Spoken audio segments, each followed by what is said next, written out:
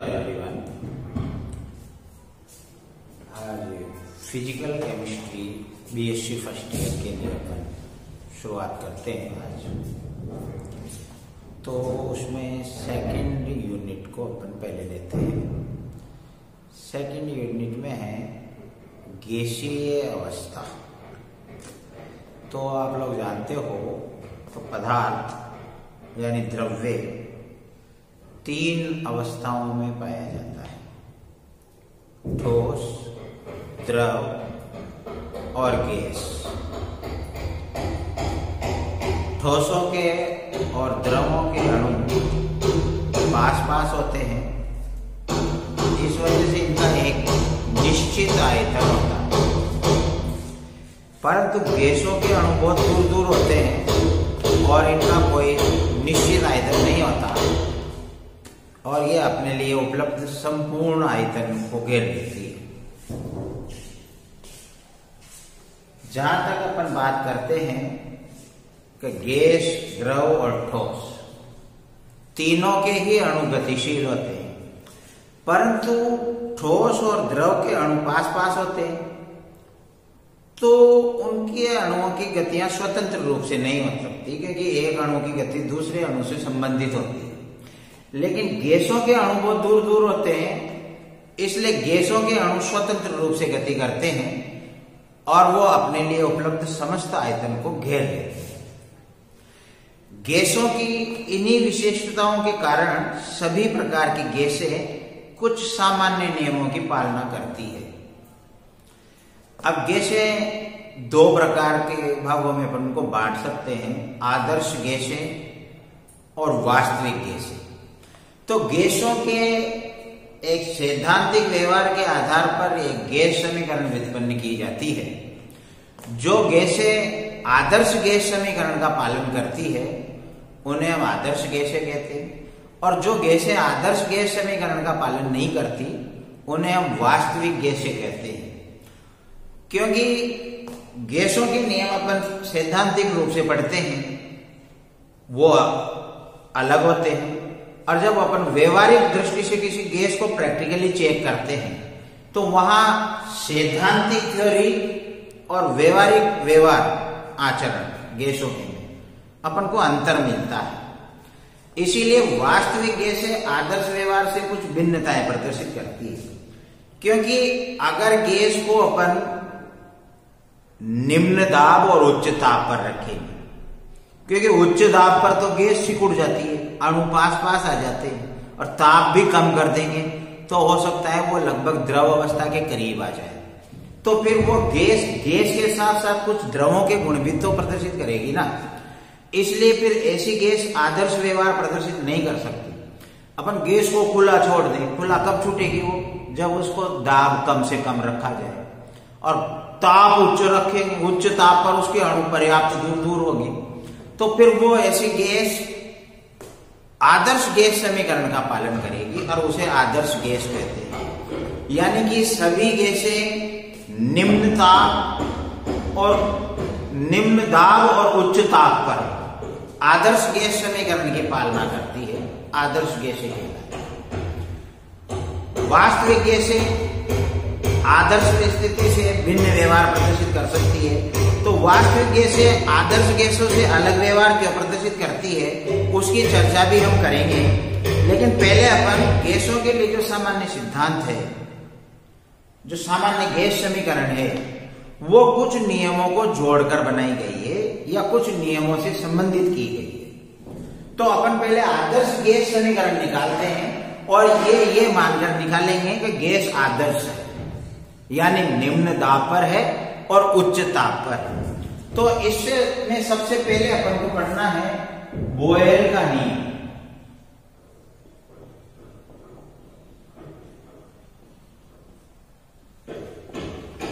इसको अपन दाब आयतन नियम भी कहते हैं, क्योंकि ये गैस के दाब और आयतन से संबंधित है। तो इसका मतलब इसमें ताप स्थिर रखा जाएगा।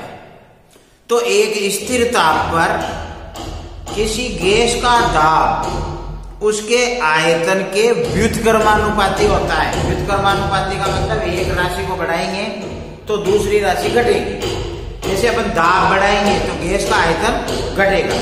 गुब्बारे में कोई गैस है, यदि अपन उसको दबाएंगे, दाब बढ़ाएंगे, तो वो गैस कम से कम स्थान पर सिकुड़ती जाएगी, कम स्थान घेरेगी, तो इसका मतलब उसका आयतन कम हो जाएगा।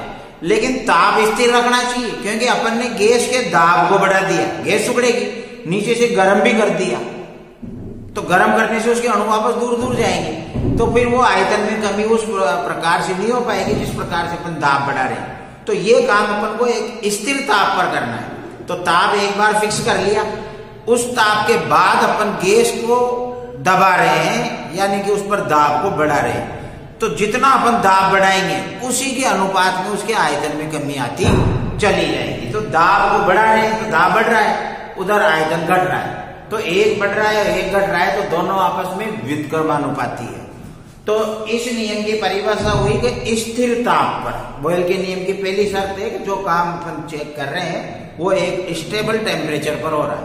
तो स्थिर ताप पर किसी गैस का दाब उसके आयतन के व्युत्क्रमानुपाती होता है। गैस के दाब को P से और आयतन को V से व्यक्त करें तो ये हो जाएगा P प्रोपोर्शनल 1/V, और यहाँ समानुपाती के चिन्ह को हटाकर अपन स्थिरांक लगाएंगे K/V। तो यहाँ K क्या है आपका, तो K बराबर समानुपातिक स्थिरांक है।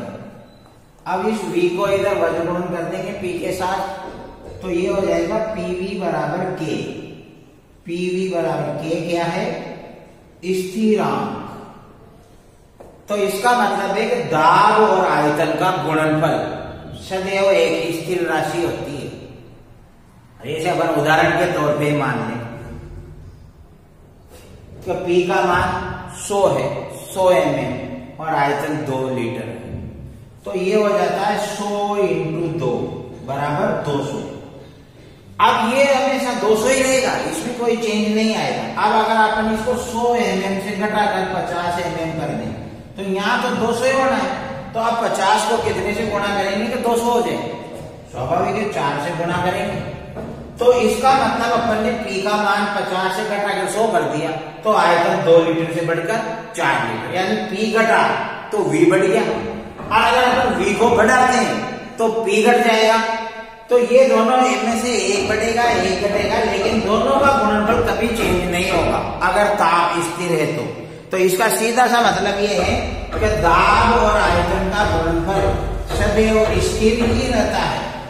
अब अगर अपन दाब और आयतन के मध्य ग्राफ खींचे, वक्र खींचे, तो इस प्रकार से ये आपका आयतन हो गया V और ये आपका दाब हो गया P। तो दाब बढ़ाएंगे तो आयतन घटेगा, जबकि ताप क्या है, स्थिर। तो स्थिर ताप पर ये परवलयिक वक्र प्राप्त हुआ है, यानी कि दाब नीचे आ रहा है, घट रहा है, तो आयतन इधर बढ़ रहा है, या आयतन को इधर बढ़ाएंगे तो दाब उधर घट जाएगा। तो दाब और आयतन दोनों एक दूसरे के व्युत्क्रमानुपाती होते हैं, ठीक है। अब अपन ने बॉयल के नियम से जाना है कि दाब और आयतन का गुणनफल सदैव स्थिर रहता है। तो जैसे किसी समय पर दाब P1 है और आयतन V1 है, तो इनका गुणनफल स्थिर रहेगा। लेकिन अगर अपन दाब को P1 से चेंज करके P2 कर देते हैं तो फिर आयतन भी बदलेगा, क्योंकि दोनों के गुणनफल को स्थिर ही रहना है। अब दाब P2 कर दिया तो आयतन V2 हो गया। तो P1 और V1 का जो गुणनफल है वो P2 और V2 के गुणनफल के बराबर होगा। यहाँ P1 और P2 अलग अलग है, V1 V2 भी अलग अलग है, तो बराबर K। तो आप P में परिवर्तन करते जाओ तो V में भी अपने आप ही परिवर्तन होगा, क्योंकि दोनों का गुणनफल वही रखना है। तो P को अगर आप बढ़ा दोगे तो V कम होकर आएगा, P को यदि आप घटा दोगे तो V बढ़कर आएगा। लेकिन दोनों का जो गुणनफल का मान है वो कभी नहीं बदलेगा। तो P1 V1 बराबर P2 V2, फिर अगर आप P3 V3 कर देते हो, P4 V4 कर देते हो, तो ये सब आपस में बराबर होंगे, क्योंकि सबका मान एक स्थिरांक है। अब जिसको अपन एक न्यूमेरिकल से सोल्व करके देखते हैं, तो जैसे किसी एक निश्चित ताप पर किसी गैस का दाब 700 mmHg है, पारे के सापेक्ष मिलीमीटर 760 mmHg और उस समय उस गैस की निश्चित मात्रा का आयतन 74 मिलीलीटर है। अब यदि अपन उस गैस का दाब 760 से घटाकर 740 mmHg कर देते हैं तो आयतन में क्या परिवर्तन होगा? तो पहली कंडीशन में P1 बराबर कितना था? 760 mmHg। अब उस समय आयतन V1 बराबर कितना था? 74 मिलीलीटर। अब अपन ने दाब में एक्सचेंज कर दिया उसी ताप पर। ताप को तो बदलना ही नहीं है कि बॉयलर का नियम स्थिर ताप पर चलता है। तो P2 बराबर अपन ने 760 से घटाकर 740 mm कर दिया। तो पहले जो इन दोनों का गुणनफल था, अब 740 और जो आयतन हो जाएगा उसका गुणनफल भी वही आना चाहिए। तो दाब को घटाया है तो स्वाभाविक है आयतन बढ़ेगा। 74 था तो 74 से बढ़कर आएगा, लेकिन कितना आएगा वो अपन कैलकुलेट कर सकते हैं। तो बॉयल के नियम से वही P1 V1 बराबर P2 V2। तो अब अपन को V2 निकालना है तो V2 बराबर P1 V1 बटा P2। तो बराबर P1 760 इंटू V1 74 और बटा P2 740। तो ये 0 से 0 और 74 से 74 कट गया। तो ये अपने आ गया 76 मिलीलीटर। तो स्वाभाविक है आयतन 74 से बढ़कर 76 हो गया, क्योंकि दाब अपन ने 760 से घटाकर 40 किया है। दाब घटाएंगे तो आयतन बढ़ना ही था। अब वो पूछ रहा है आयतन में परिवर्तन कितना होगा? तो अंतिम आयतन माइनस प्रारंभिक आयतन, तो परिवर्तन के लिए डेल्टा और आयतन का मतलब V। तो डेल्टा V बराबर V2 माइनस V1। तो V2 कितना है? 76 माइनस V1 74 था तो 2 मिलीलीटर। तो आयतन में परिवर्तन हुआ 2 मिलीलीटर, यानी कि आयतन में 2 मिलीलीटर की कमी हो गई क्योंकि दाब अपन ने बढ़ा दिया था। इस प्रकार से बॉयल का नियम हमेशा कहता है एक स्थिर ताप पर दाब और आयतन एक दूसरे के व्युत्क्रमानुपाती होते हैं, यानी कि इनमें से किसी एक राशि में वृद्धि करोगे आप तो दूसरी राशि में कमी आ जाएगी। ये एक आदर्श गैस के लिए है ये बात। जब अपन वास्तविक गैस की बात करेंगे तो वहां क्या होता है उसकी चर्चा अपन बाद में करेंगे। पहले आदर्श गैस के लिए जितने नियम निर्धारित किए गए हैं उन सारे नियमों को पढ़ना अपन के लिए जरूरी है।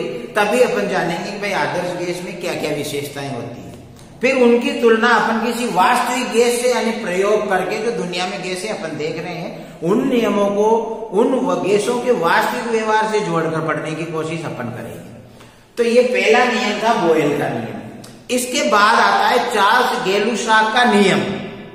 ये दाब और आयतन के मध्य संबंध बताता है। चार्ल्स गेलुसाक का नियम आयतन और ताप के मध्य संबंध बताएगा। तो यहां दाब और आयतन के मध्य संबंध था तो ताप स्थिर रखा। अब आयतन और ताप के मध्य संबंध लेंगे तो दाब को स्थिर रखेंगे। तो अपन अगली क्लास में चार्ल्स गेलुसाक के नियम को पढ़ेंगे और उसके अलावा आदर्श गैसों के लिए कुछ और नियम पढ़ेंगे। इस प्रकार से हम आदर्श गैस के सभी गुणों को पढ़ने के बाद फिर उनकी तुलना वास्तविक गैसों के साथ करेंगे और अपन पाएंगे कि डिफरेंस आ रहा है या नहीं। आज के लिए इतना काफी है। Thank you very much.